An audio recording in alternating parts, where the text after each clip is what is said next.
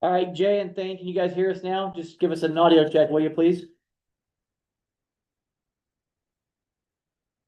Can you hear me? Yes.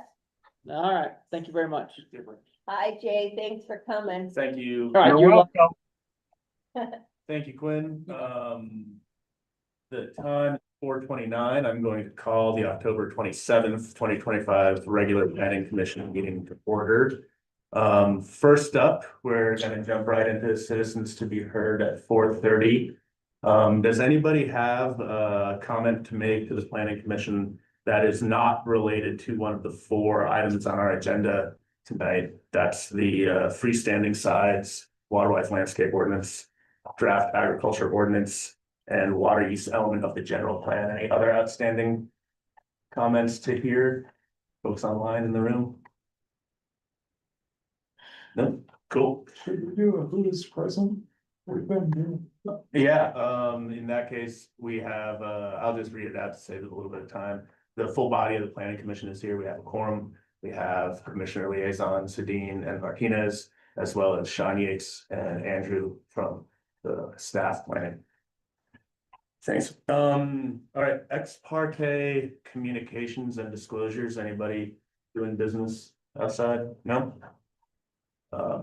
Hearing none. We do not have any presentations, but I'll turn it over to our liaison for county commission updates. So a couple of things down real quick, and you're welcome, Ted. So this is just a little update from the October 21st, 2025 commission meetings. We had just two items that relate to the planning commission, the ordinance for the major utility overlay for the city of Moab. Just kind of a quick reminder, as far as the planning commission, they sent forth an unfavorable recommendation, 5 with 1 abstention, 5 in favor with 1 abstention. And that did pass the county commission 5-2 with Hedin and McGann in opposition. And then we had the resolution for the Grandview Business Park subdivision final plat. That was an existing business park that they're dividing into individual lots, and Tony, Andrew, if I say something inappropriate.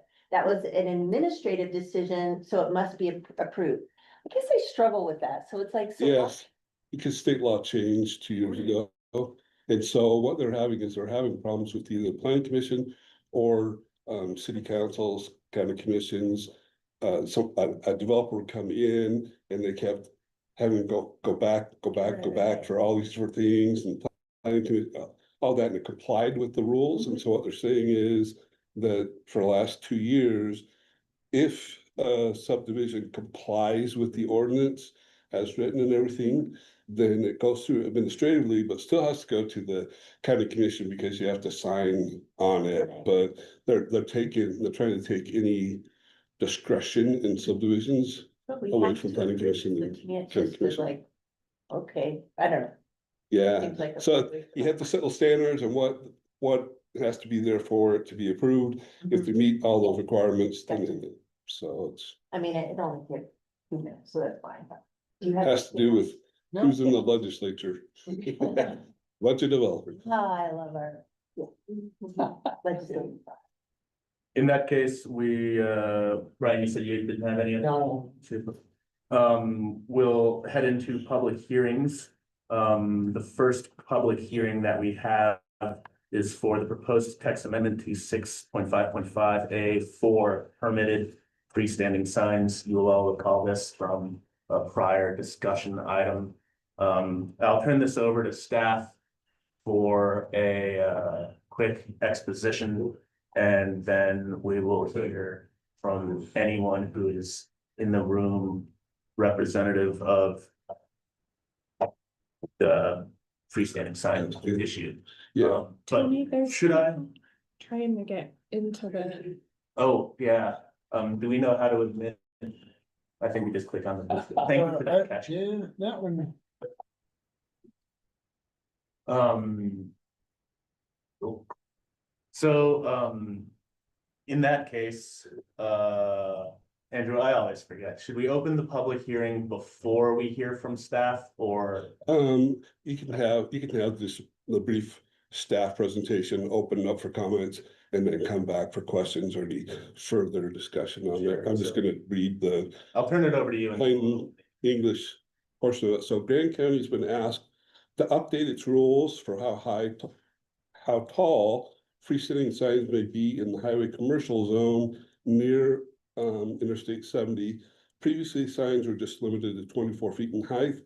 Under this new ordinance as proposed, in the highway commercial zone within 350 feet of I-70, which seems like a big distance, but it's not as big if you get out there and look at it. Let's see, so it would allow them to go up to 65 feet above ground, 50 feet above the adjacent highway, whichever is greater, and then the rest of the ordinance stays the same. So again, this is only for the freestanding sign, so it's not an off-premise sign, so it's not a billboard, but it has to be on-premise signage. It's only within a certain distance of I-70 and only within the highway commercial zone. So we have some highway commercial zone that's not on I-70, and we also have some properties along I-70 that are not in highway commercial zone. So this, you have to meet those two requirements. And the applicant is doing a gas station, their convenience store, applied for a variance. It went to the administrative judge, and the request for a variance was actually a zone text amendment by variance. You can't do that. You can't do a zone change by variance. There are different processes that go different ways. And so the administrative judge denied the request for the variance and suggested that it come back here because we've got the highway commercial zone, and the proper way to handle that is with text amendment. Sure. Thank you, Andrew. At this time, I will open up the public hearing. A reminder on public hearings. We're going to let the body public speak and hear their testimony before we consider a motion. We have to have a motion on the floor and second it to open up substantive discussion. So at that point, I will turn it over to the room and ask if anybody, Dane, Jay, Haley, do any of you have comments to make on the sign text amendment? I don't think so. I think you're all here for water. Yeah. Haley's also here for, water. Yeah, I'm here for water. Thanks, though. Okay, super. Well, hearing no public comments, or correction testimony, I would entertain a motion. If you want the language of the motion, it is essentially a favorable or unfavorable recommendation for the text change. I'll make a motion that we approve the proposed text amendment as noted in the attachment. Super. Do we have a second? Second. Thank you, Obi. So much discussion needed for this one? No? We had some discussion last week. Yep. There was nobody that was not in favor. Right. And the ordinance reflects that. Cool. Very good. Well, I'll skip into the record. I'm still not exactly clear if this ordinance change is going to be consistent with state regulation, like what UDOT allows inside of their right of ways, but I think we can just, pass this along, let legal take a look at it. Sound good? And if it doesn't, we don't tell. Yeah, right. If it doesn't pass legal, it doesn't. Part of that. And it has been submitted to the Thank you, Andrew. department. Appreciate that. Super. In that case, call for a vote on favorable recommendation. All in favor? Aye. Passes unanimously. That was smooth. For the record, our public hearing will stay open until November 4th when it goes on to the county commission. So folks watching this after the fact can still submit written comment and testimony into the county administrator. Thank you. Back to the beginning. Next, water-wise landscape ordinance. I would turn this one over to staff again for their summary, and then we can take a look at that. Yes, so just in plain English, basically what the summary of the ordinance is: less grass where it wastes water, no turf in the park strip between the curb and sidewalk. Lawn cannot be planted in strips narrower than 8 feet. In new single-family lots, lawns cannot exceed 50% of the landscape front yard and side yards, with an exception for very small lots. In new commercial, industrial, institutional, and multifamily common areas, lawn is limited to 20% of the landscaped area. Encourage native and drought-tolerant plants. Developers may use low water plants and shrubs. Efficient landscaping is recommended where possible. And then Commissioner Place, Please, okay, got it right first. Place has had some additional edits that he requested, and those are incorporated in the ordinance that went out Friday. And I looked those over, and I think they're great. It helps to separate commercial industrial from residential, because there are some differences associated with that and when they can put things in, et cetera. But this does make it so that the city, the county would be in compliance with the turf buyback program. Super. Is there anyone, well, thank you, sorry, are you done? And Yeah, super, thanks. In that case, at 4:40, I'm going to open the public hearing on the Waterwise Landscape Ordinance and hear any testimony that folks have. Katie, I think you're for that. Hi, everyone. I'm here again to beat a dead horse. Gonna pass around a copy of the landscape ordinance I wrote last year. The first page is an exchange with Candace Scheibel from the DNR stating that the turf buyback program does not expire. You can see that in her email. It says note, there should be like a little highlight there. We are not concerned about the turf buyback program expiring. I know that was something that came up in previous meetings, was a fear that the turf buyback program was going to expire, and therefore we had to sort of rush this process to get this done. Unless something has changed since that email was sent, it doesn't sound like that's a problem. I haven't seen the most recent version of the, thank you, of the landscaping update, since it wasn't on the agenda, and I only found out about this being a public hearing today.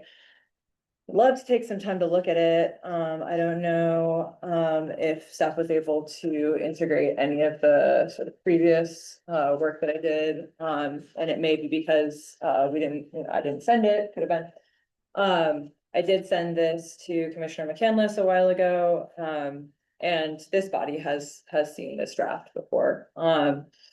So I don't, I'm not here to say that you have to choose my ordinance.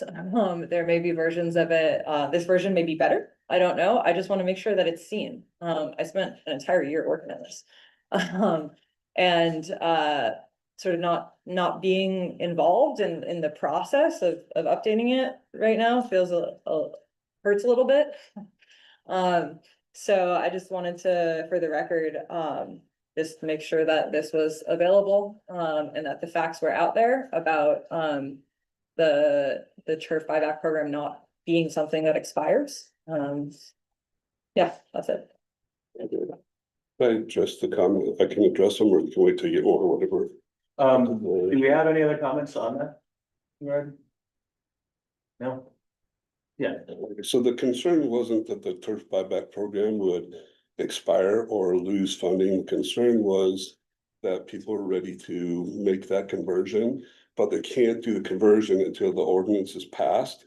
So we have to have the ordinance adopted, and then they can start, they have to take pictures of their existing landscaping, send it up to the state, and the state approves the new request, and then they can go ahead and remove the turf, and they have somebody come out and inspect it. And so it wasn't a concern about the funding expiring, but a concern that there are several residents who are wanting to do this, and so we wanted to get it through so they could do that. And then also it was appropriately posted before the meeting, so. In the agenda summary, I saw something that said you have to go to the clerk's office to get a copy of it. Oh, yeah, full. okay. That's all. Well, before we start any substantive discussion, do I have a motion on the floor, either to recommend approval or not recommend approval. Is there people online that wanted to make comment? Sorry, yeah, thank you, Brad. Those kind of Jay, Thane, Haley, are you here to make any testimony? Oh, yeah. I am not, but I will say as part of the Division of Water Resources, we would love for the county to adopt this piece of legislation. But once again, I'm here for the general plan water element, but I do think that landscaping is an important part. And I think that if this was passed, it could be integrated into your general plan as well. Thank you, Haley. I have one more person here too. I don't know if you're here. I'm not here for any. I'm interested in the density one. I don't know if you're gonna talk about that again today. Thanks. So anyone else online, Thane or Jay? Thane, I know you said you were here to listen to, was that the other water section of the general plan you were here to talk about? How's it going? I'm good. We're not commenting on this, so we're okay on this end. Thank you. Thank you. Well, in that case, I will, thanks for reminding us. Sure. So, Do you want to take it? so no, hold on. Now that the planning commission liaison are acting as members of the discussion roundtable, you guys have to wait for a motion on the floor in order to participate. So do I have a motion on the floor? Yes, Jared? I'll make a motion that we approve the landscaping, the waterwise landscaping amendments as amended by Andrew in the latest one. And so we had the original one, so we're replacing it with Jerry's edited one. This is the one that incorporated Jerry's. Right. Mhm. It's the one that I have here that I printed off. Oh, yeah.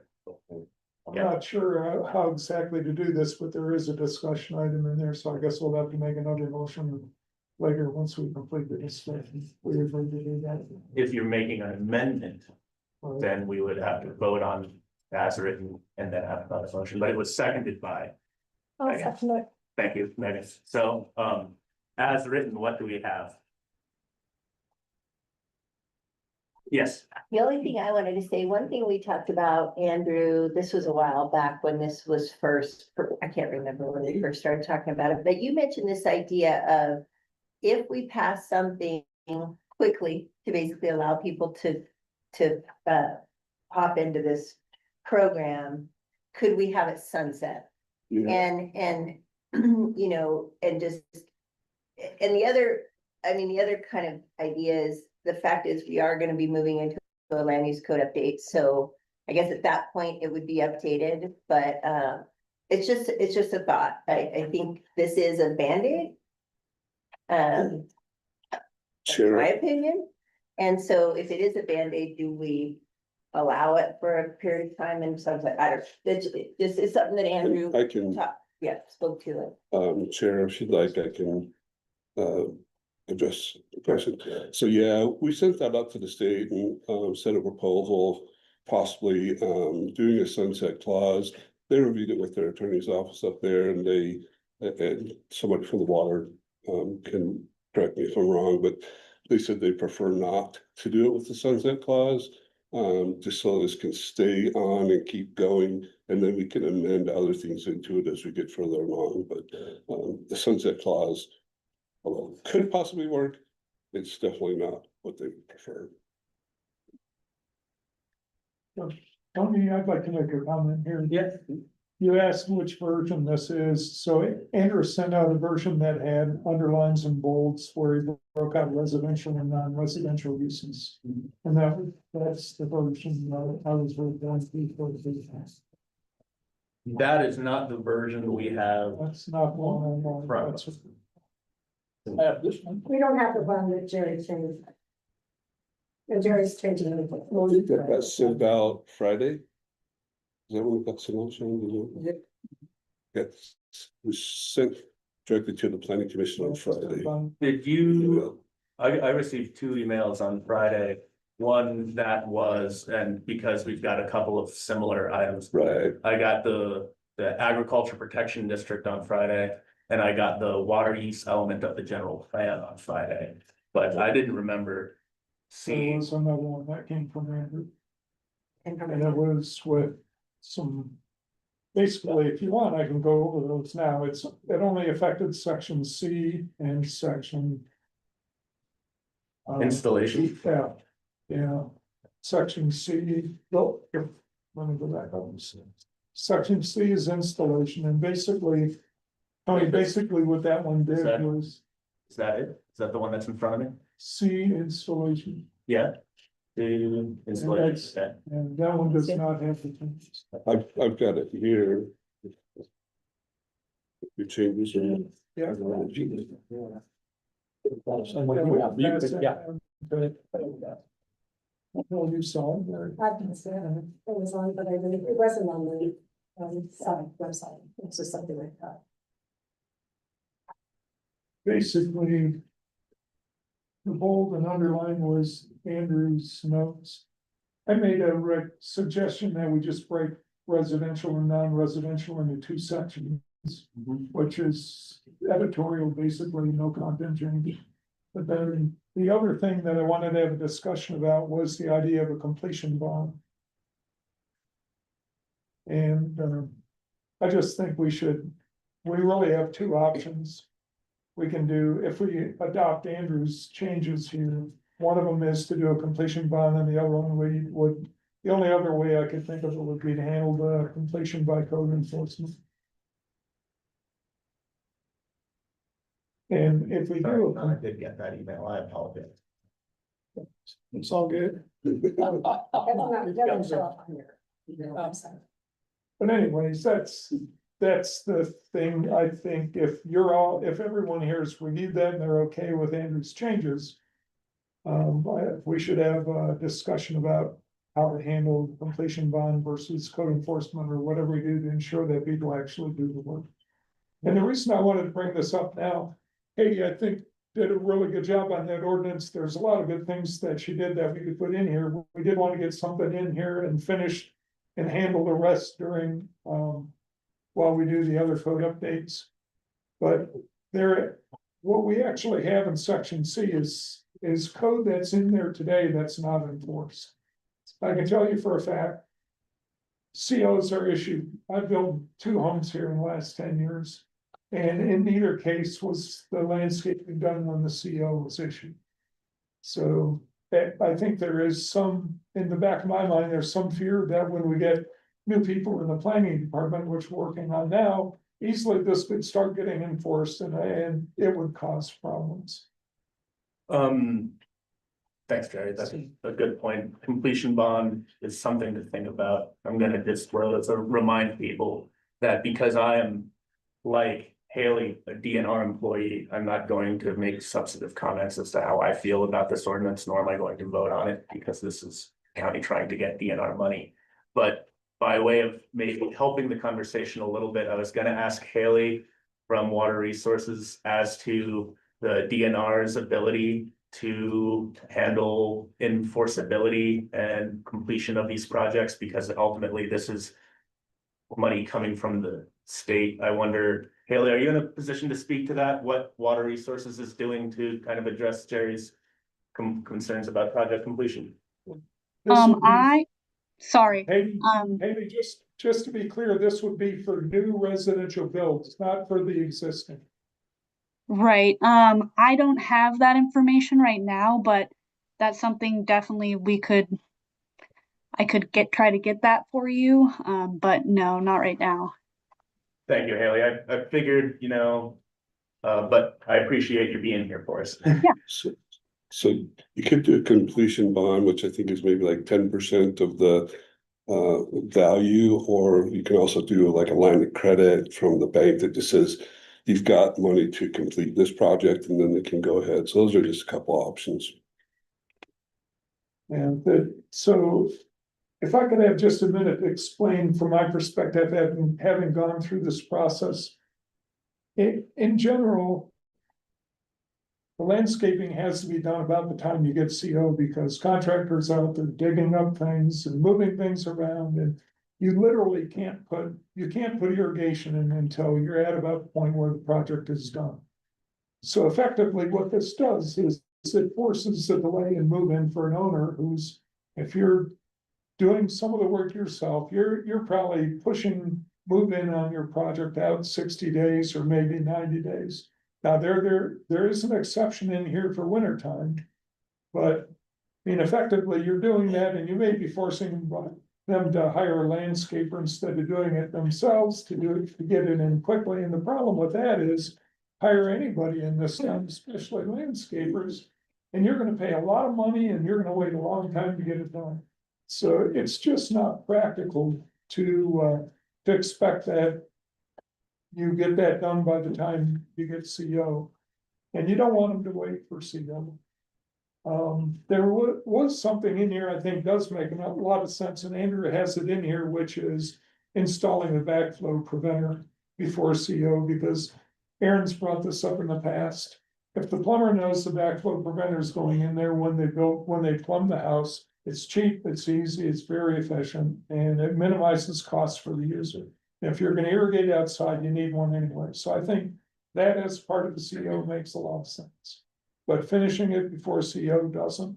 I like the idea of a year. I can tell you that HOA that I'm in now, I'm on the board of the HOA. We actually have a 1-year requirement.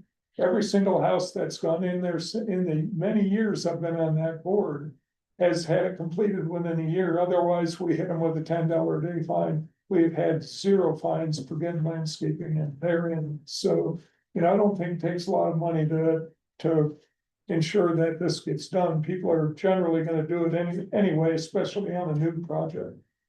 My suggestion, if we're gonna do a bond, is to have a fixed amount, set it at $1,000 or something like that. Require they pay it when they get the permit, because at the end of the project, they're out of time and they're out of money, and nobody's gonna wanna cough up $1,000 bill to get a CO at the end of the project. Otherwise, the only other thing I would suggest is that the 1-year requirement be handled by code enforcement. So those are the 2 options that I think make the most sense.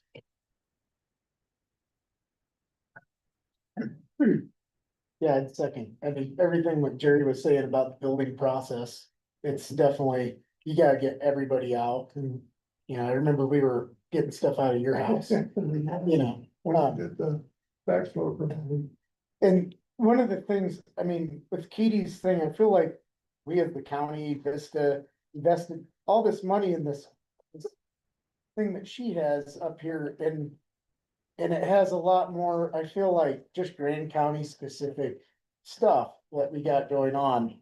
And I know I'm just torn on this case of expediency, and then this, we have ideas that there's 2 parts of me. One, that it's like, oh man, this is like a long document, and if I was just trying to build a house, oh my God, what is all this stuff? But at the same time, when you read it, you kind of understand what's going on with it. It has, a lot of gray water features that are missing in this.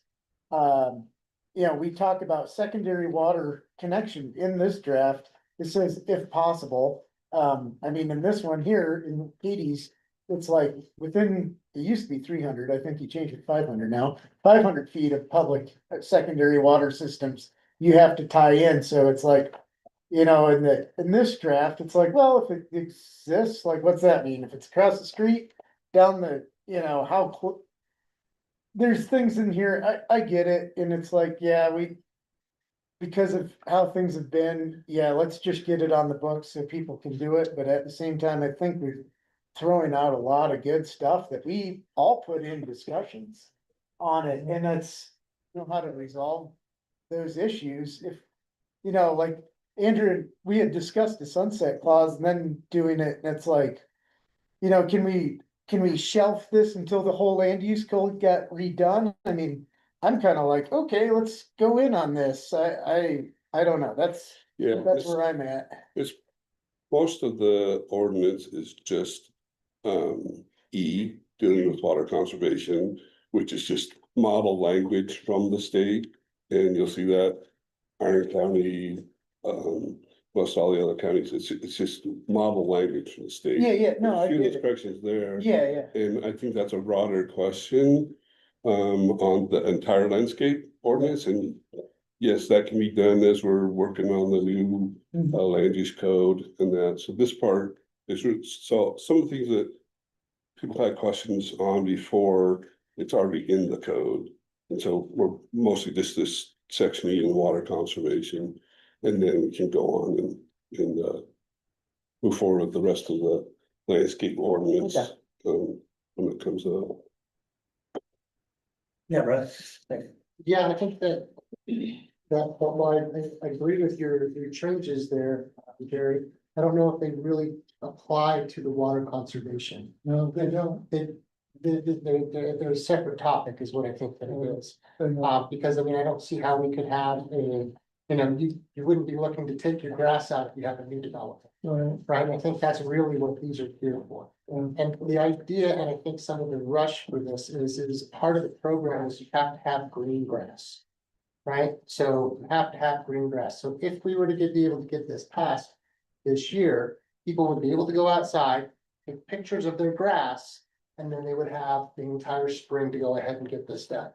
If not, we're gonna have to, if it gets passed later, we're gonna have to green that grass back up and then start the projects mid-summer.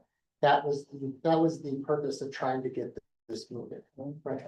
And Brian, just to be clear, the only reason that I was so insistent about these getting in there is because what we have today, what's in there today is just wrong. We're not It's not doing being, it. And so we shouldn't be passing code that people don't expect to be followed. And you know, that's a switch somebody could flip on tomorrow and we'd hear people screaming about it. Cause it's not usable the way it is. So that's what I did was just the basics of just correct the broken stuff, add water lines, and That makes sense. when Thanks for the we explanation. come back, to revisit, we can make the improvements. I guess, yeah, anyway, I'm gonna shut up and let the other people come. I had questions about, first of all, Katie's put immense work into this, and you're right, we did kind of take a look at it and made some comments on it, and I think it was brought back a couple of times, and she was working on it. I'd eventually love to see it incorporated. I don't know that we can do that today, but if we had a full planning staff when she came here, I don't know, 6 weeks ago or whenever it was, and said, gee, I've been working on this, and now this comes out, and what are we gonna do about this? She probably would have been able to work with somebody on the planning staff and get it integrated. It didn't happen. That's all I'm gonna say about that. So I do have some questions on Jerry's, which is, you do break it down to non-residential uses and residential uses. And did you mean to have the residential uses not be landscaping, underground irrigation systems? Because it isn't, I think it isn't in this part. So the non-residential uses, I think, reads landscaping, underground irrigation systems, wall screening structures shall be installed, blah, blah, blah. And then the residential uses approved landscaping plan and installed back. So did you not want it to be an underground one? Underground as well. Should be underground.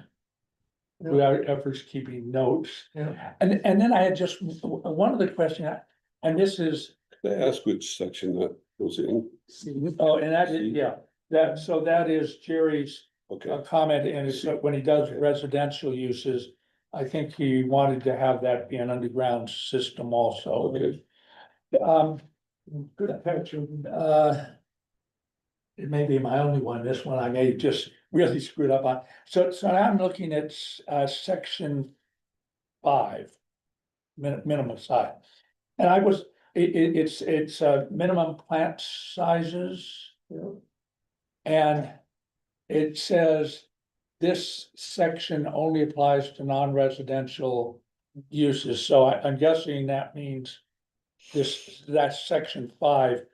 It only does, which it took me a while to realize. And, but then when we get over to screening standards, are those then only applied to Screening is required by code. by code? So do we mean parking areas have to be screened? That is where I park my car in a residential building. And outdoor, storage areas, let's say my trash can. So I think there's It's something, probably industrial. that's commercial, probably commercial. non-residential. So it might say screening standards for non-residential. Thank you. Otherwise, I think it's good.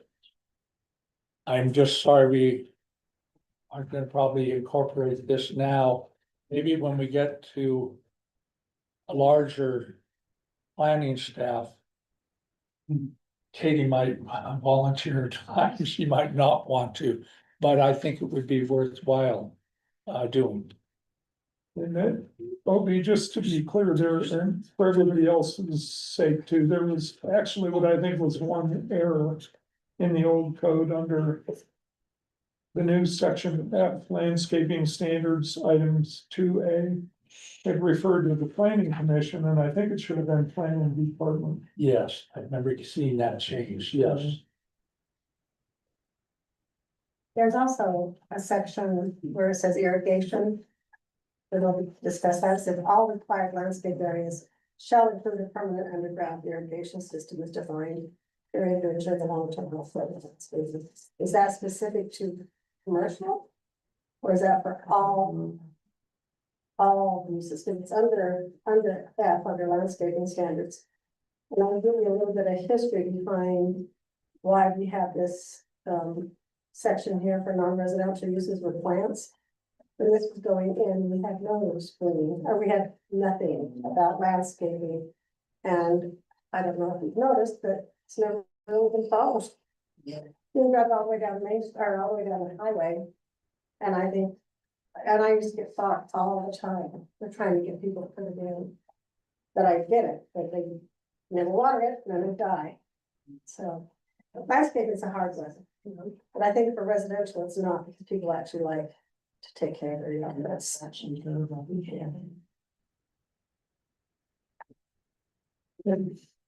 Well, it happens from time to time that it's the last week in October after all, so we're all in the mood for gutting things this time of year. Aha. Go there. No, I'm hunting Joe. so, but as it happens, we tend to like to gut an ordinance as it's been included in the packet. And so Jerry had some edits, but there are other ones. But what we have on the table right now is a motion to send, it was an unfavorable recommendation? It was favorable. A favor. So right now we have a motion. That's the smarter move. Thank you, Jerry. We have a motion to send a favorable recommendation to this as written. And so in order to actually circle back and incorporate any changes, what we would need to do is vote on that favorable recommendation. And if that favorable recommendation gets shot down, then we have the opportunity to take another crack at it next time. That does come up against Brian's point where things are getting colder, the grass is gonna die soon. And so, like, I would advise we consider that value. But that's really like the motion on the floor, and we can't like edit this and then vote on what we've just talked about. We need to vote on what it is as written with all of those considerations in mind. Yes, we could make a motion to amend. And that's what I would do, yes. Because then we vote on the motion to amend. And then if it passes, does that work? I forget. Yeah, it gets awfully messy and we don't really have, Yeah, we've done it before. we've done a lot of things before. Yeah, well, I think what that happens is. We make a motion, it gets seconded to amend it. If the amendment gets passed. Then we have to vote on that amended motion, because of course, somebody might want to amend it, but not want to vote on either one of them. So how would an amended motion incorporate all of the edits that we just discussed? Well, we'd have to lay them out. I think I have a summary here too.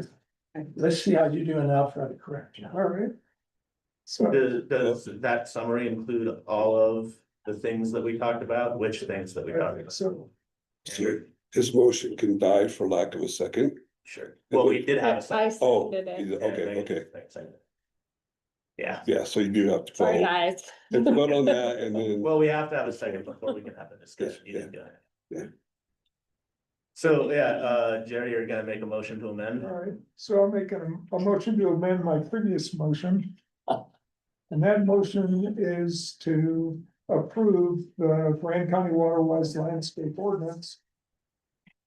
With the bold underlined updates that Andrew had in there. In his version. And.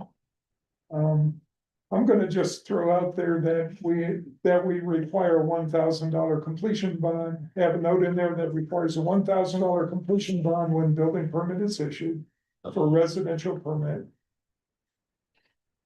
And that bond would be released after 1 year.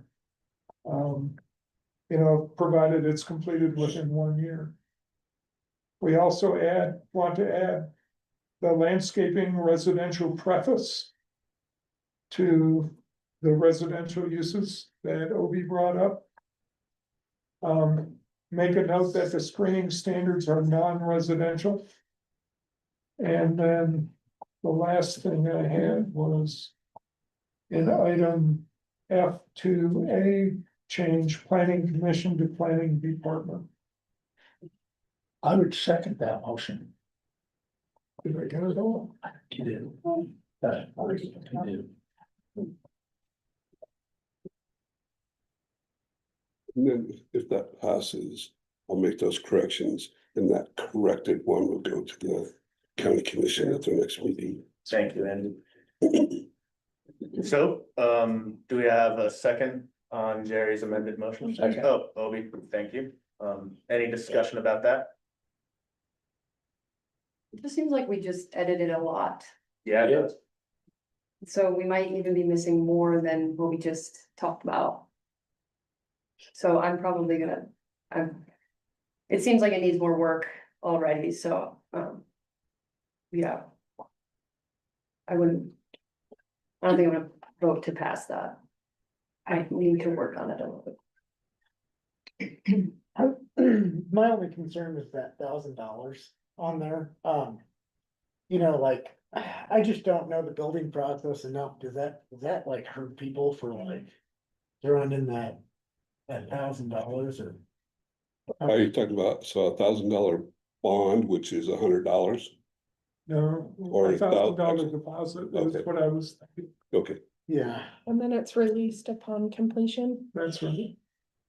I mean, yeah, I think, Aaron, if we're gonna do it, it needs to be done when you get a permit. yeah, You're writing pretty big checks then. right, yes. and there's a question where I think public comments closed. There is, and I was gonna address that if it continued. Okay, well, It might be motivation for them to get it done. yeah, no, I mean, it's just at that price, average irrigation system I installed, it's about $1,500. So, that's up to your. That's not new. With that, This is for new residential. yeah, but not including the plants, Yeah. would be like $1,500, so. Yeah, I think it's a good discussion. I mean, is it the end of the world if we workshop this some more?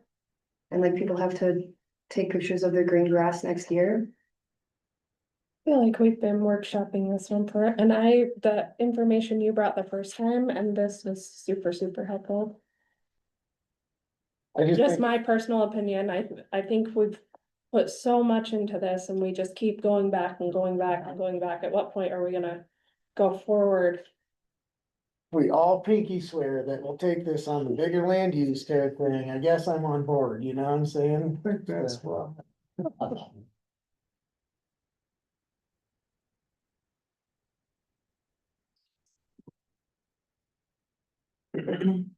I'll remind you, ma'am, that this is a public hearing, and while the comments for this session have closed, you'll have 10 days to submit further comment. You'll have 10 days to submit further comment to the county commission. You're gonna have to change it, because I'm on the housing authority, and there's no way those people are gonna be able to pay about. You can submit your comment to the county commission anytime between now and the next 10 days. Thank you. So. Do we have a call for a vote? I'll call for the vote. All in favor? All opposed? All right, Mary and Laurel abstaining, and I'm recused, so that's the record there. I'll reason I'm voting yes, because I love what Jerry put in. I agree with her. I think we need if we would get it all rewritten, and then Andrew would send it all back to us so we could see it all. And the public could see it, because this ordinance that you're changing was not in the public realm, it was just in your email. And I think we should probably have it written that way. That's, So did we pass or not? The motion passed, But we still have another motion on the floor. no, you amended the motion, Now you have to vote on the amended motion. we just did. Yeah. Yeah, we just. So Jerry, and Mary then and Laura. Mary and Laura And stayed, you were. I recused. Okay. 4-2-1. Thank you, folks. Andrew, did you get all those notes to? Okay, thank you. Up next is discussion items of the draft agriculture protection notice. And who is that, staff report? Yeah, Andrew, are you gonna take that one for me? And it may be helpful, Andrew, I'm just throwing this Sure. out, sorry. That Jay kind of give, I don't know if you want Jay to help out once you know. That's fine, I can just speak a little. He's the one who kind of inspired it, or he's the one who inspired it, so. Yeah, okay. So, basically, again, as state code requires a plain English summary, which is this ordinance helps protect farms and ranches in Grand County by creating official agricultural protection areas. These areas make it easier for farmers to keep farming without being bothered by new development or complaints about normal farm activities. It also requires that a note be placed on all new subdivision plats within 300 feet of an agricultural protection area. There's a couple things on this. If you go to section 3, state code allows you up to 5 members from the conservation district. And in discussions with Commissioner Hedin, we talked about between 5 and 3. And so that would need to be something that we would have to talk about. And again, this is just a discussion item only, no action is taken today. We'll have a public hearing later. And then section 4, Mr. Hedin talked about possibly going down to 2 acres. Is that what you were? I actually talked to the conservation district, I'm the liaison to the conservation district, and they actually even recommended 1. And I know that sounds small, but Easy Bee Farms, for example, is only like 1 and 1 1/4. And so just thoughts about, food production in areas like this are really small production operations, so. And then there's a 20-year review. So, guess that's my presentation is it just allows you to preserve the agriculture. You don't have to get, have the complaints and things from neighbors if you're working in the middle of the night, et cetera. And then it's just gonna be the number and the acreage. Oh, and the fee, but the fee is set by Yeah, that's- resolution. yeah. Okay. So I don't know if we want to have Jay, so Jay Olson from UDAF, Utah Department of Ag and Food is the one who approached me with this, and so Jay, I don't know if you want to give a quick overview? Well, I think the question is, do you have questions on the ordinance?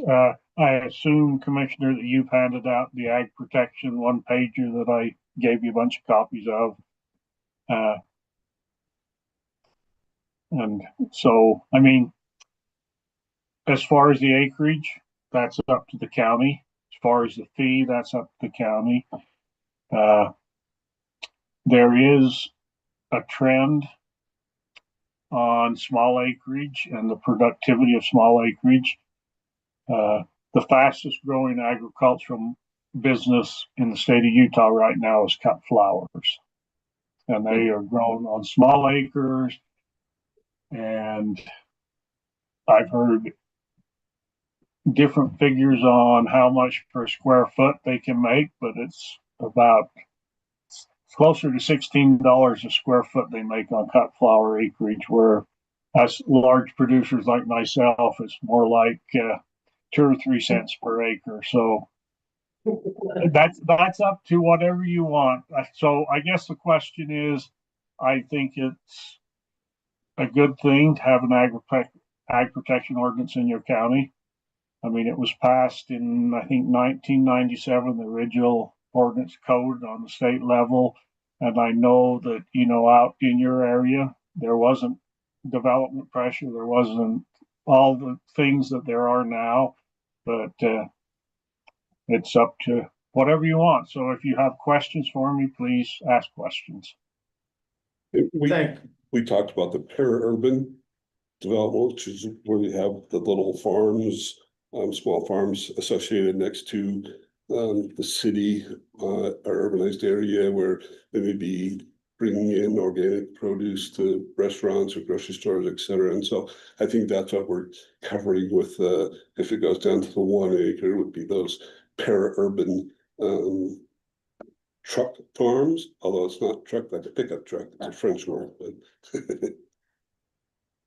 I really have one question, Jay, and this really is not meant to sound as pointed as it may. I'm just actually rather curious in section 8.2, and I would really direct the commission to section 8. That is the meat of what this ordinance does, for protections afforded to lands within this area. When in section 8.2, it talks about agriculture operations conducted using sound agricultural practices. Is that, which I don't want to use the word authority, but who decides what sound agricultural practices are? Is that going to be on the planning commission, on the APA advisory board, on the county commission? Is that something that UDOT gets involved in? Like where do we set those standards? I would say I'm those just thinking standards are set within the county. They're general standards. Natural Resource Conservation Service, they are involved in ag production. The Department of Agriculture is. You've got your conservation board, you'll have the ag advisory board. And if you have questions, I would suggest you come to the Department of Agriculture and we can help discuss and look at that. But there's nothing that is defined in state code that I'm aware of that talks about exact ag practices that are acceptable, normal ag practices. No, I appreciate that, Jay, and I understand, for the record, I'd like this concept, particularly when we're talking about small lot size. And we're talking about some pretty broad protections over agricultural operations here. Immunity from condemnation shall not be considered a nuisance is quite heavy, if you know what that phrase means. And so I started thinking about stocking rates, and the types of feed operations, CAFOs, if you know what those are. And so, there's some stuff in there that needs to get sussed out. I just want a little bit more. So yeah, go ahead, Tricia. I guess a couple things I want to say, and maybe it speaks to that. I don't know, Jay, if it is common, like the advisory board, I would recommend, and I don't know if this is common, just be the conservation district, so you don't have to go out and assemble another advisory board, but you guys might have a different idea. I'm just throwing that out. And they are fairly intact, their understanding of ag and I would, this is a voluntary program that people can opt into. And I would assume it can be rejected. You put in an application and you're like, yeah, we're gonna raise 100 hogs on an acre. I would assume it could be rejected. Right, so I think things that are understood to be out of character or too much of a nuisance for a neighborhood. I mean, I will state that I do have a CUP. I have a little, they have a farm stand and on my street, and it adds there's some stuff going on. But I think that the community is fairly accepting that they're producing food for our local community, and so we suck it up, but it definitely, I think some of this stuff would come with nuisances, and so that is on you guys to come up with the acreage, but I will say that the conservation district, the little discussion we had, they said, yeah, you may want to go fairly low because of the very small farm productions that are going on, Mazama farms, I just, and again, there's like, not all agriculture is created Oh, equal. I And understand. so there's crop production, there's husbandry, Yeah. there's finishing lots, like what, Yeah. there's, I just, yeah, Obi, you've been waiting, sorry. This question actually for Jay, pesticides, and I want to know kind of what there must be state rules on it. This is in our Valley Fill aquifer. And that Valley Fill aquifer is used for all kinds of stuff, including farm stuff and agricultural stuff that's on there now. So what kinds of rules do you have? Oh, by the way, it's also kind of a loose filling. So what kind of things do you have that kind of protects it automatically? Well, anybody that is applying restricted use pesticides, herbicides, and so forth are required to be licensed, and they're licensed and inspected and managed by the Department of Ag through the plant industry, and Utah State is involved in that training. So I think that answers the question. There is regulation and there is supervision over application that could contaminate your aquifer. And then just one other kind of question, that is, I don't know how much aerial spraying is done, probably not in our valley, but as in fact people move in closer to the agricultural units. I'm actually like this particular proposal, by the way, so I'm just trying to get some sense of it. People are going to move in closer to these, and I'm wondering, should we have special things on the application of pesticides, given that there may be a fairer density of population that we'd be close to these areas, and is there any kind of room for that? I would say, when it's aerial application, depending on the type, there is starting to be a lot of drone application, which is very precise. But I'm a farmer. I sprayed this last summer for grasshoppers and in an aerial. I mean, we were spraying several thousand acres and stuff, but they are very cautious on that aerial application if they're close to any residential and of any type. I mean, I live on my farm and they did not get close to my house. Even though I said, you can spray the whole yard because we're tired of grasshoppers. But the other thing, you mentioned the Conservation District and the Ag Advisory Board. The Ag Advisory Board has to be made up of Conservation District members. That's what it says in state code. So, and they will be a group of people that will know agriculture, they'll know best management practices, they'll have an idea of that. The other thing is you're concerned about different size operations, type of operations. This is an application process and there's certain requirements. And as they go through that process, you can evaluate and the neighbors can evaluate and they can say, well, we're not happy with this application because of this. And then, you go through the public process of discussing, and the commission, you have the responsibility to determine what you pass and what you don't pass. Just because of a producer puts in an application doesn't mean it automatically passes. It will if you do not follow the requirements in the code, but there's time in there to go through the process. And if it goes past 120 days without action, then it automatically passes. But I do not see you as a commission allowing that, or your planning, or the Ag Advisory Board. I see them acting according to the code and regulations, but I think that will take care of some of your concerns on type of operations and what you want to protect and where you want to protect. It's not an automatic just because they apply. Thanks, Jay. Just in the interest of time, and because this is only a discussion item, I'm gonna say, let's give this one 10 more minutes.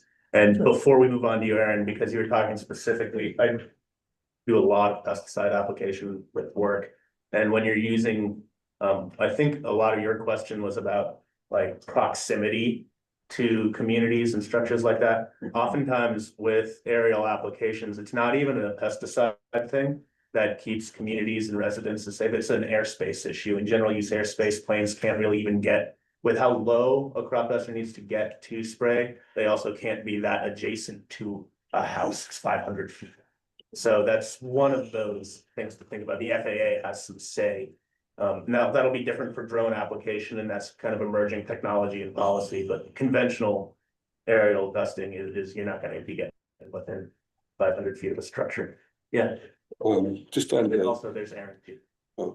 on the membership, some places in other states have had success by having one of the members, either ex officio or voting member of the community, be the state extension officer for agriculture. Or he does a great job. And he's on our conservation district board. Yeah, Aaron, finally. Oh, Sorry, okay. sorry. Yeah, I grew up in rural Ohio. I've sprayed thousands of gallons of herbicides.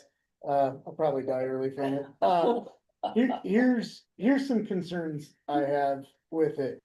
I think we have this idea of property, like, I don't know what, I can swing my hand in front of your face as long as I don't touch you. And the idea of property boundaries is of this. I feel like some of this is a wink that's like, well, it's for food, so it's okay.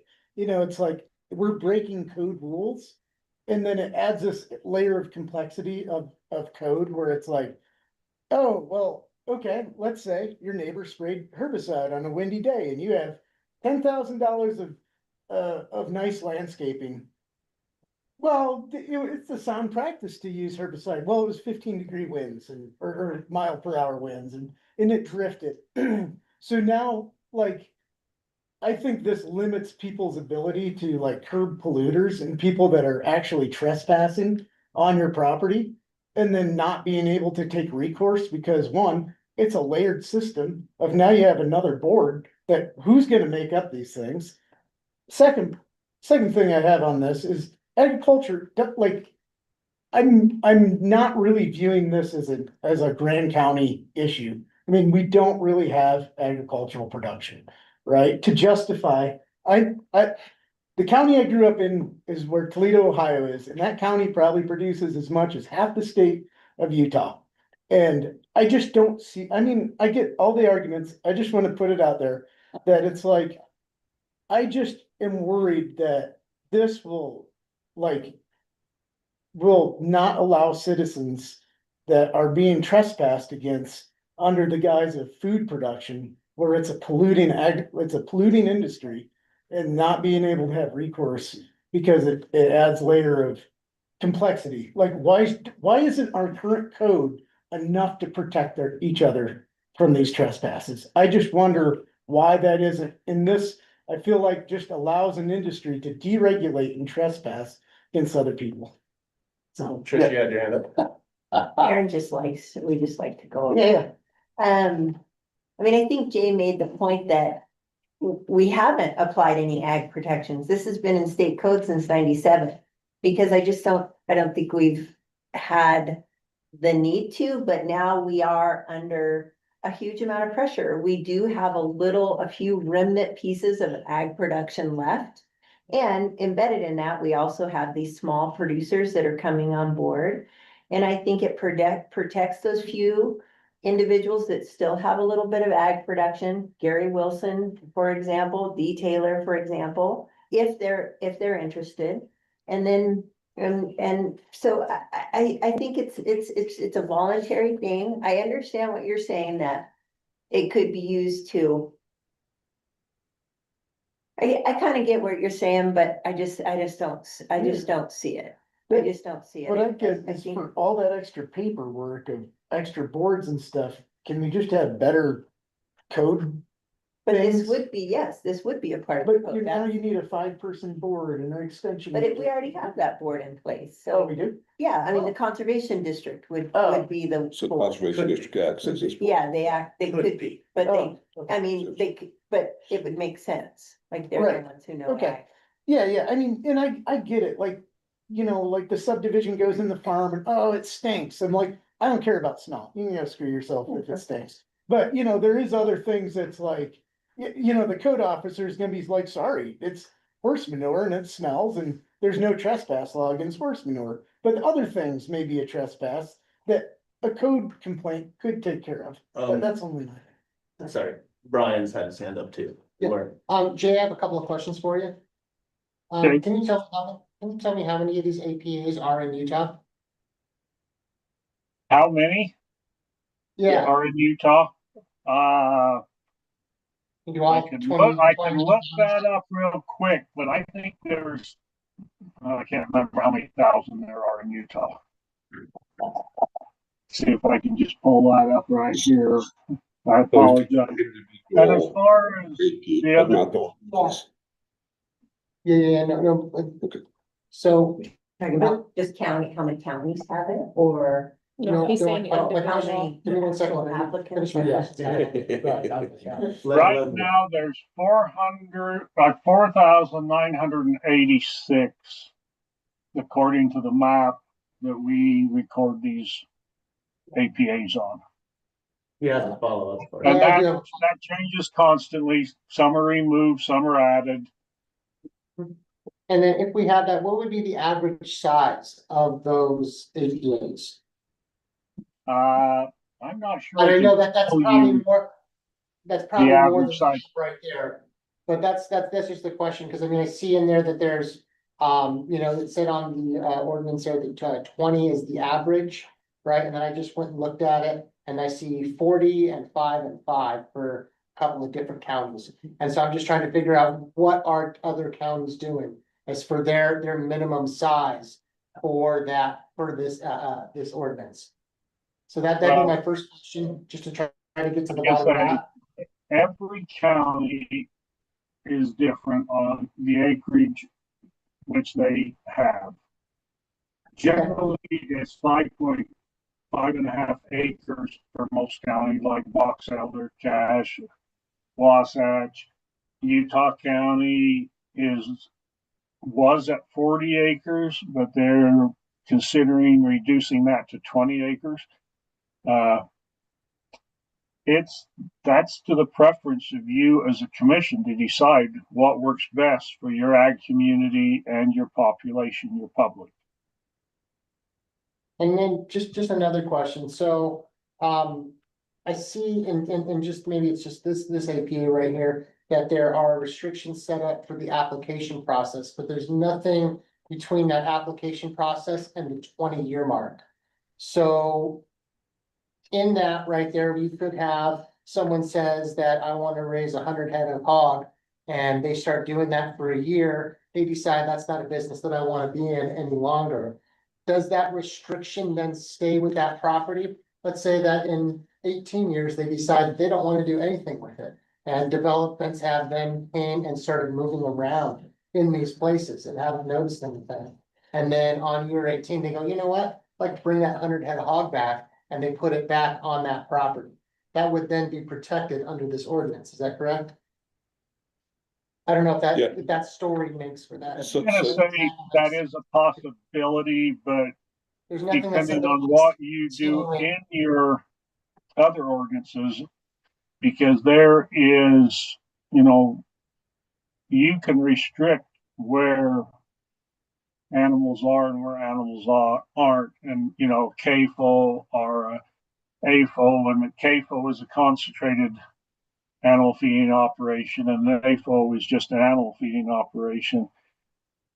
Those things, you're trying to decide what a producer or a landowner is going to do with his land and whether it's going to impact other people. I think if you start, you know, the zoning isn't going to change. So if it's zoned for agriculture and animals, that's going to stay. If it's not zoned for it, the only way that zoning will change is if that producer, that landowner This is, comes I to think my the next question county is and more, is requests this is a a 20-year change. decision, right? It's a 20-year decision that has no, So we can put we put a safety. thing in there that says a vacation, like after, if it's non-existent for a period of up to 2 years, which is what a lot of places in central Utah have done, just because people will go on a mission or whatever, and they'll have their sheep, but then they take them off and then they'll come back. So they said, most places would be like 1 year, but they were like, well, actually 2 years works better, so. It has to be in continuous operation, and not be vacated for longer than 2 years at a time, and we can add that specifically in here, if you'd like, or whatever number you would want. I think San Juan County actually did a 2-year, something similar in an ordinance, because I remember attending a meeting out at Spanish Valley, and they were talking about what it was specific to LaSalle, but it's worth considering at this table because we have a borderline of ag out in Spanish Valley with San Juan County. And I believe theirs was 2-ish years. They don't But they- have an ag ordinance yet, but. Right, but it But was they something had that they discussed. had discussed because they brought up the same argument. If I decide that I don't wanna have livestock, but then a year and a half from now, or 3 years from now, I decide I do, and the ordinance has changed, that's something that really needs to be considered, but I also think it's something that we should be conscious of what our neighboring county is doing, since we share similar zones out in Spanish Valley, and we're both trying to develop in Spanish Valley. I'm gonna give it over to Mary, and we'll just leave it with Mary there, because we've got another big one to talk about. So I'll just take a few minutes. But currently, our code has definitions for agricultural production and agricultural land. And then it also has how many animal units you can put on your acre. So there's that protection already Thank you. written in here. I didn't know that. And if you want a cow, I mean, if you want a sheep, you 0.20 an acre. Nice, for your sheep. For a sheep AUM, which is 6 sheep. I'm not a farmer. There's tricks to it. We might wanna take a look at that. Yeah. The doctorate in agriculture. I know. Something you need to pay attention to. Guys, I appreciate very lively discussion. I like this a lot. And I'm gonna wrap it up by saying I particularly like, you know, it feels, a lot of people felt like this could be some kind of, you know, giveaway to the agricultural sector. Not like they're not hurting already a little bit, but there's a clause in here that's a whopper of a restriction that agriculture would be putting on itself, which is to say that conversion of zoning within the APA shall not occur without the written approval of all the landowners within the APA. And I think, I really like, there's some poetry in that, where we were worried about, like, you know, my neighbor's kids are gonna sell the farm and subdivide the lot, and we're dying, you know, our agricultural producers are dying a death by 1,000 cuts. That sort of like community consensus within the stakeholder group, I admire. So, just gonna chew on that one for a second while we turn it over. The next discussion item. That's the most dangerous part of this whole thing. It restricts our ability to zone. So like, With this, It's interesting. just a discussion item, could I get some direction if you want me to bring this back, or you want to bring this back, for further discussion, where you can actually make motions on it, or public hearing, whatever, or if you just I want think, to think about it, we can talk about it at our next I meeting. mean, I think this deserves like a workshop, you know. yeah, thing. yeah, I would like Convention. to talk with the county commission and the conservation district. Yeah. And maybe Mr. Olson from UDAP can be there. His information really was very valuable. And we can schedule that maybe for the winter time. I'd love for that workshop, or maybe even an open house to include some folks from EZB. Well, Taylor's, all them, like we need that, like, that's a lot. And also the reminder that like, yeah, I just, we're continuing to make the monster more unwieldy as we stare down the barrel of the overall land use code revision update. When we just piecemeal these things one by one, I think this is a good one. I think they've all been worthy, but the snake keeps growing ahead, it seems. So yeah, let's just like sometime this winter we can talk about that. The next one up is, well, I think this one's gonna take a long time. And I think this one's going to take longer than 15 minutes, and we're coming up on our 6 p.m. citizens to be heard. And so, does anybody have a problem with doing the citizens to be heard 15 minutes early for the 6 p.m. so that we don't need to like stop our discussion, have a public comment and go back? Cool. In that case, do we have any public comments in the room not relating to the freestanding signs, water wise, agriculture protection, or the water use and preservation element? Okay, super. Well, in that case, if anybody else shows up at 6, we'll just throw it in again. But moving on to, I'll give it to Andrew for the water use and preservation element of the Grand County General Plan. This is a plan update mandated by state code, which is why this one gets a free pass from me berating the whole land use code update on thing. Not this time, because. Right. Good. And so this is, as required by state code, this is a chapter of your general plan. So this will be a new chapter in your general plan that deals with water use and preservation. Again, it's different than the conservation plans that the water districts do, except that we take all the data from that and put it into here. And really the key to this is and this needs to be adopted by December 31st of 2025. I can't speak directly for the state, but I would assume that if we're in a process and we've got to drag a public hearing into January or something, we're not gonna like cut off all of our funding or something.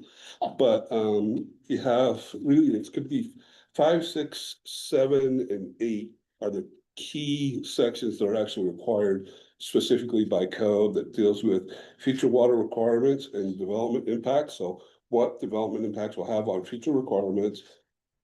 And then we have 6, which is the methods of reducing water demand for future developments. And then 7, which are methods of reducing water demand for existing developments. And then 8, which is operational improvements that the county can make so that the county's not wasting water. And really that's what it is we're just looking at taking data from the Grand County Water and Sewer Special Service District.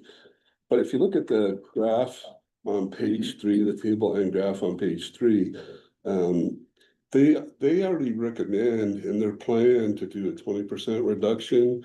So you can see where we've got the straight line on the graph that shows what the water usage would be if we just continue the baseline water usage out to the future. And then with this 20% reduction, which it's not a lot of pain, which is what is proposed, we can go out to about 2055 with the same amount of, am I looking at that right? 2055 with the same amount of Just about, yeah. Yeah, somewhere in there. Anyway, and then if we go down to the 30% reduction, and there's just keys associated with that, and I think the waterwise landscaping ordinance is gonna be part of that. And then, other things that we can do to reduce that. I'll see about that. I was gonna make an editorial comment, but I won't. About municipal water. I know, I can see Obi foaming at the mouth right now, so I'm just gonna give it to him. I won't actually foam. Or drool. Yeah, well, so, I mean, those are nice projections, and actually, I think it would be easy for us to reduce the amount of water we use. The entire state uses a lot of water per capita. So I think those things make sense. I would really want to see some kind of footnote in here, though, on really two things. One is climate change. Good. And I know in Castle Valley, the estimate is we're down 20% of the water that leaves the valley in the last 22 years. And I believe I can find a similar estimate also for the Spanish Valley area. I'll look that up, but people were kind of amazed when we were looking at it. Same things happening over on this side. So one's just climate change. The other one is this kind of preservation of water, which I think is a great thing to do, which is in this Journal of Hydrology study. In 2020, there's a paper by Gardner et al. I'll be slow now here because you're taking notes. Goodness, it reminds me of when I was old days teaching. Occasionally a student would take a note, but it's a very interesting study. So this is kind of the team that was hired by Grand County and Moab City to evaluate our water. And they basically, I'll just give you the statement. They're worried about our aquifer being overtapped. Now, let's say that climate change continues to happen, but we're able to reduce the amount of water we use by 20%. Then you'd really, of course, have the same upward trend in water demand of water, so that is water available. And they say groundwater from the deep Glen Canyon aquifer is the likely target for future resource development in Moab Spanish Valley. Our analysis indicates that the additional withdrawals from this aquifer would likely deplete the storage and that would not be sustained by recharge. That actually would potentially damage our source of water, mining the water. So I would, at the very least, want to have some mentioning of that in this document, because that is really preserving our water. And can I get that source from you, like an email, just an email or something? I'll send you the article. Perfect, thank you. And that part's highlighted in there, but lots of other pieces are. Perfect. Yeah. So that's really all I have to say. I think it's a great idea to preserve water. I like that we are going to have new developments, be, not all green grass. I think that's one way you do it. So many things in here I like. Likewise, Obi, for, what it is, a chapter and a general plan, I think this does a good job. There are a lot of things, and I know it's mentioned here a couple of times, but maybe like a disclaimer or a footnote or something a little bit really explicit. We talk a lot about tiered rate structures and those kinds of things. Because our water delivery is a special service district. We acknowledge it in the general plan, but the county doesn't actually have very much control over whether or not the GWISA board chooses to implement that. And so maybe right on the nose, I feel. And one of the requirements of state law is that this gets circulated with the water districts, that they have comment. And so it's not just like giving it to them, but actually kind of get some back and forth with them as required by code. just want to bring it up before you first, before we go talk with them, to see if they're okay. I also think that, I particularly like, and this is just planner geek stuff, but, the policy and the implementation measure table is cool to see things being drafted that way and not just bullets and bullets of outline format and rules. That's better. I particularly like what they call adaptive management planning, which incorporates a third column in between policy and implementation measure, which is the trigger or threshold. That might not be applicable for each one of these goals, but you know, like kind of Obi mentioned it a little bit, at what point do we choose to implement measure X? At what threshold that we cross will we implement measure Y? That like, that's really like planning theory. But I don't know if that's too much work or if it's consistent, but Trish. This is just, I'm gonna just read you the article. This is actually from a planning website. And this just came out October 7th. Nearly 500,000 new Arizona homes halted due to water crisis. The Arizona Department of Water Resources has put a moratorium on new water supply permits, making the future of planned residential developments uncertain. Like, the reality is, we do have control over planning, and I think this is a component of it. And I appreciate what you just said, Tony, like, where are our thresholds? I mean, obviously, at this point, the Arizona Department of Water Resources found that threshold and said, we're done, right? Or at least for a while until, you know, but, it's interesting, it's scary, but it's happening. Yeah, to tag on to that section 3, you know, we have this with the thing about how much acre feet we have for the 4,000 residents. And then irrigation at, you know, 1,490. But these charts don't have a red line on them for like, and I can't seem to ever get the answer for what we have, even if that number is wrong.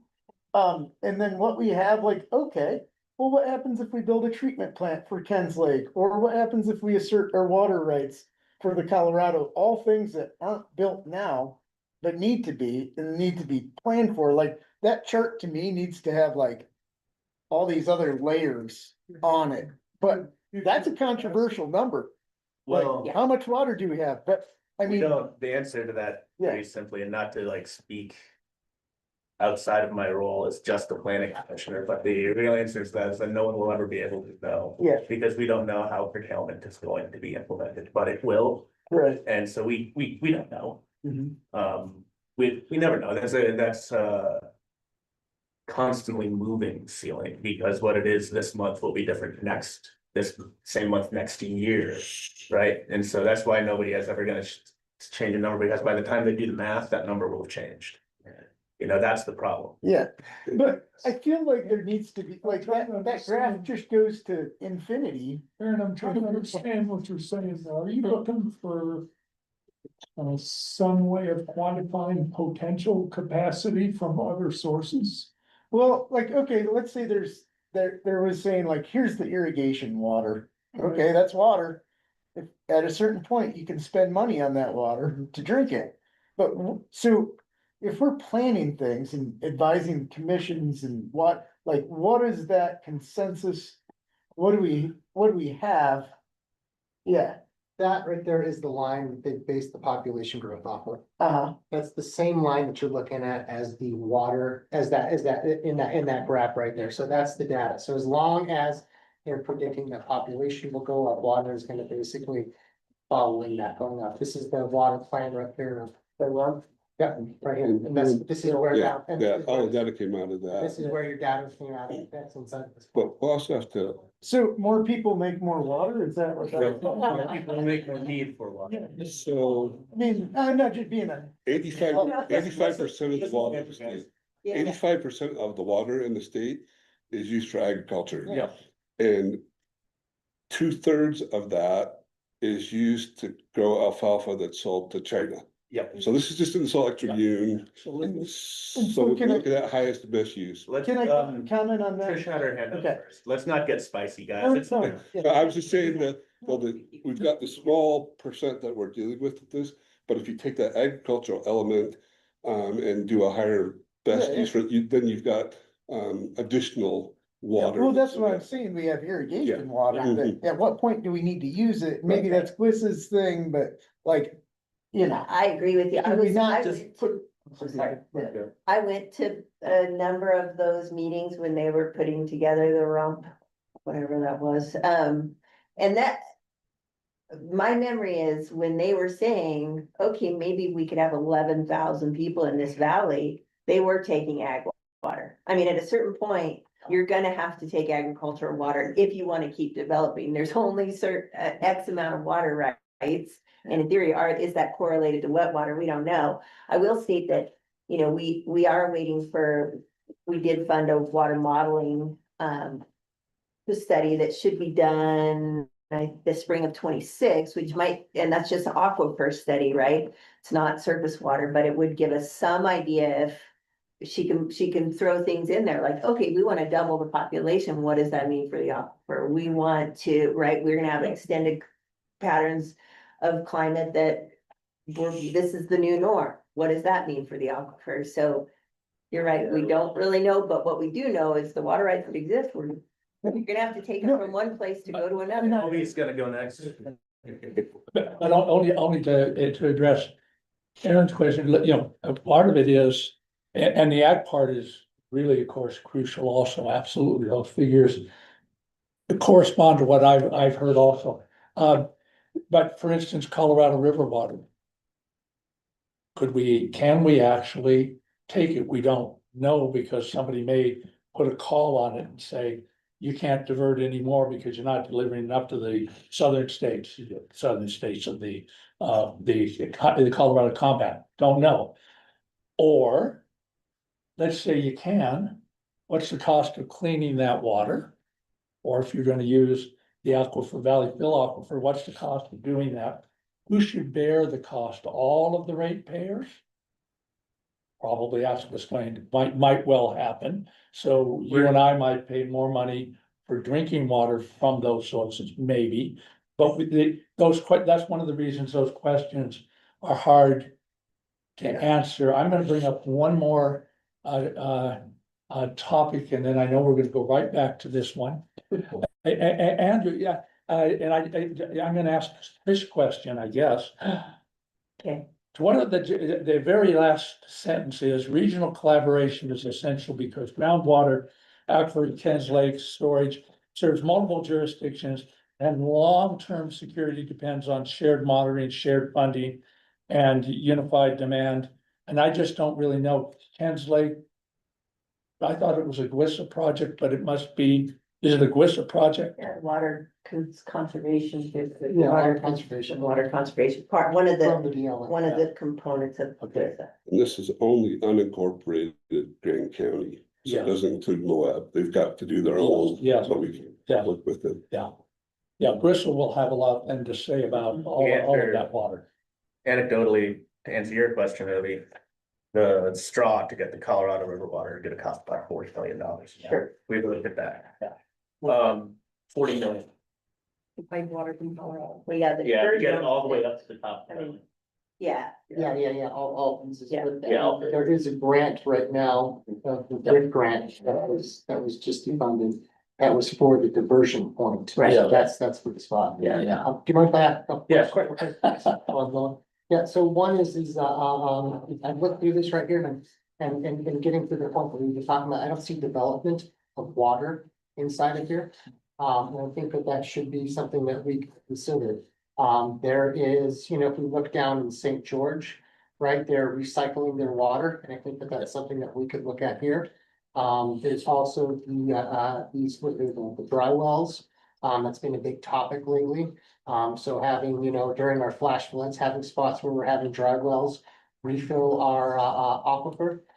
There's also the diversion point at the Colorado River and bringing Colorado River water up and then dropping that, and using that for irrigation right there, which would probably make the most sense since we already have the infrastructure right now in place for irrigation, right up there. So I just would think that we want to have something in there on, plans to develop, water rights or to develop water. And then the other thing that I didn't see inside of there was, Thompson or Arches. So we do have two other special service districts that are not mentioned in this plan. Yeah, and I was trying to find on Thompson, if they have any plans, like, all I could find was just the board, but I couldn't find any documents. So if anybody has documents on those, I'd appreciate it. We can Yeah. pull that in, but I could only find information on who's on the board. Probably just have to talk to the friends, I have a question about what you just said. Brian. Yeah. I think what you were talking about was development of additional water resources. Correct. And I was looking at that too, when Aaron he brought up kind of the same thing, and I thought in section 10, goals, policies and implementation measures would be a good place to add that, that item. Yeah. Development of water resources in that box in section 10, and I'm gonna, again, just as like a food for thought thing. I really like the idea of using Colorado River water for agricultural purposes, irrigation purposes. I would be cautious. This is more just like unsolicited advice maybe, but I would be cautious of tying our community's municipal water demand to Colorado River fluid because of how junior that municipal water right would be. I mean, the plants can die and we'll grow them back next year, but tying like building out municipal water on such a junior Colorado River water right is a pretty big roll of the dice for such like an important value, like converting those water, like switching it around. So getting, people's municipal water like off treated, is a good idea if we can use Colorado River to make up those gaps. But just like saying, oh, we'll treat it and then that can be what I cook and shower with is like, that's gonna be the first water to get put on call. If it comes to that. You don't think so? I would say maybe, right? I would say, and like, really, what is it, in 11, 12 days, we'll start seeing that, but right now, I don't think that. That making policy around something that is so in flux. Right. Cause I think that it's really in flux on what's gonna be happening.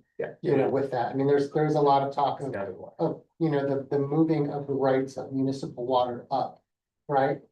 Because, what's happening is municipalities are going and purchasing basically, ag water, right? And just for the water rights, so that they have protected their water rights and their sources, so.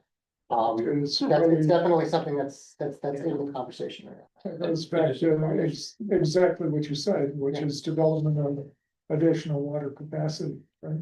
Aaron, you're going. Yeah, I really like on here, so, when I had my first car, it had this meter on it that said how much miles per gallon you got. And it was like, if any of you guys listen to Freakonomics. Yeah. The invention of that, like, drove up the national savings of like gasoline. It changed how much barrels of oil were saved. And one of the things I always look at as a plumber is your water meter. And the problem with the water meter is like, okay, the county and city will be like, hey, dude, you got a leak. But when you're irrigating, you use so much more water. Like my girlfriend, I tell her, if you want to save water, don't worry about flushing the toilet twice. Take 30 seconds off your grass. That uses so much more water. One of the things, I was thinking about this in our landscape ordinance. If we had it where, okay, part of your landscaping, you need to have like a water meter on your landscaping that's anybody can understand. People will be like, you could like be like, oh yeah, like I could reduce my watering. And those kind of things, I think I like this because we can start tying in other elements to that. And that's I kind of really like that on this thing. And then like I could reduce your house's water consumption by 30% right now with current building codes. If we just flush toilets with non-culinary water, and it's possible, like, Yeah, yeah. all the laws are here to do that. We can do it. And that would be 30% water reduction in everybody's house. Not that we're gonna retrofit everybody's house, but I see this as something that we can like move forward on that. And then, the other thing which we were talking about is, anyways, I lost my train of thought. Okay. Cool. Anybody else? Coming up on 6:30. So if you're okay, then I will share this with the water districts. Yeah. And then we can move forward from there. If Mhm. You're okay with that? And if, And depending on what they need, what they want, how clear is mud are things where, if we want to stand a subcommittee just to work on this one, let me know, we'll do that. Take some of that stuff, like specific invested, planning commission members who've been working on this one for a long time, and put them on that. Okay, let's see. Future considerations, is there anything that we need to address as a discussion item in 2 weeks that I've been missing? I'll let you know. Oh, yeah, go ahead. So Katie, about an hour before this meeting, asked that we mention the non-motorized. Oh, yes. I'm sorry I missed that. Katie's been working very hard Yes. on the Grand County Non-Motorized Trails Master Plan. This is planning in so much that it is a plan, but this is a plan that is prepared, adopted, and recorded by GCAT, Grand County Active Trails and Transportation. Not really gonna come to, I don't think it would come to our body for a public hearing because it's a completely different department.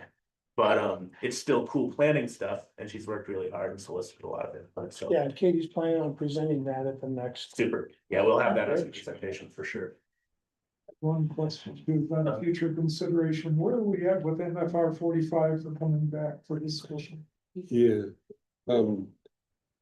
so in looking at the land use plan for Spanish Valley that was adopted last year, in there, the highest density that you can go is 18 units per acre. So in order to do this, we need to have an amendment of the general plan with this, and they can both occur at the same time. That's not a problem, but you have to have that general plan amendment, because otherwise you'd be enacting a zoning ordinance that's inconsistent with your newly adopted general plan. So I can make that, I mean, it's a small change and it can go concurrently, but I guess that's kind of where we're on that. So Appreciate you, Andrew, and I'll leave it up to the ordinance proposers. to What are you work with thinking? Andrew and get that. What are you thinking timing wise for another look at the MFR 45? Oh, I can have it for your next meeting. Sure, let's proceed with that Okay. as a discussion then, Mhm. or a hearing. Yeah, so discussion preparatory to public hearing. Can do, yeah, that works for me, yeah. Okay, other future considerations, maybe we can have someone from staff or admin 2 weeks from now, 2 weeks from today, give us an update on the recruitment process for the county zoning administrator. Curious how that's coming along, but that's the only thing I would continue to tap, since we've already got. We have 2 meet and greets here at the county. I missed the first one. That's okay. But, I am one of that. Did I just make the second one? Trish was there as well. I think there was one more candidate, they said that they hadn't, That they're- had yet to They're like. trying to get in here early Yeah. November. Okay. That's all I've heard, so Super. we have 3 candidates and. Well, in that case, folks, unless there's anything else I missed, I would entertain a motion to adjourn. I move that. Seconded by everybody. Guys, thanks